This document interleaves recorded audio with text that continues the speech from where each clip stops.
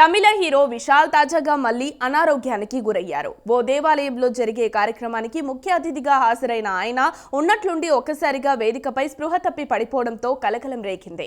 తమిళనాడులోని విల్లుపురం జిల్లాలోని కువాంగాలోని కుత్తాండవర్ ఆలయంలో చిత్తిరై వేడుకలు నిర్వహిస్తున్నారు. ఈ కార్యక్రమంలో భాగంగా ఆదివారం రాత్రి ట్రాన్స్జెండర్లకు మిస్ కువాగం 2025 పోటీలు నిర్వహించారు. ఈ కార్యక్రమానికి హీరో విశాల్ ముఖ్య అతిథిగా హాజరయ్యారు. ఈ కార్యక్రమం జరుగుతుండగా ఒక్కసారిగా విశాల్ స్పృహ తప్పి పడిపోయారు. దీంతో అక్కడి వారిలో ఆందోళన నెలకొంది. వెంటనే ఆయనకు ప్రాథమిక చికిత్స అందించారు. అయితే ఆయన ఆహారం తినకపోవడం వల్లే నీరసానికి గురై స్పృహ తప్పినట్లుగా తెలుస్తోంది.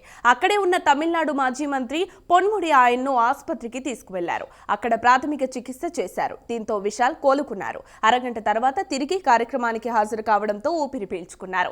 ఇటీవల మదగజరాజ సినిమా ప్రమోషన్స్ లోనూ విశాల్ నీరసంగా కనిపించడం, దానికి సంబంధించిన వీడియోలు తెగ వైరల్ అయ్యాయి. దీంతో విశాల్ ఆరోగ్యానికి ఏమైంది అన్న ప్రశ్నలు తెర మీదకు వచ్చాయి. ఆ రోజు తీవ్రమైన జ్వరంతో విశాల్ బాధపడుతున్నారని, అందుకే అలా ఉన్నారనే తప్పించి ఆయన ఆరోగ్యానికి ఎలాంటి డోకా లేదని ఆయన టీం స్పష్టం చేసింది. తాజాగా మరోసారి అనారోగ్యానికి గురి కావడం హాట్ టాపిక్ గా మారింది.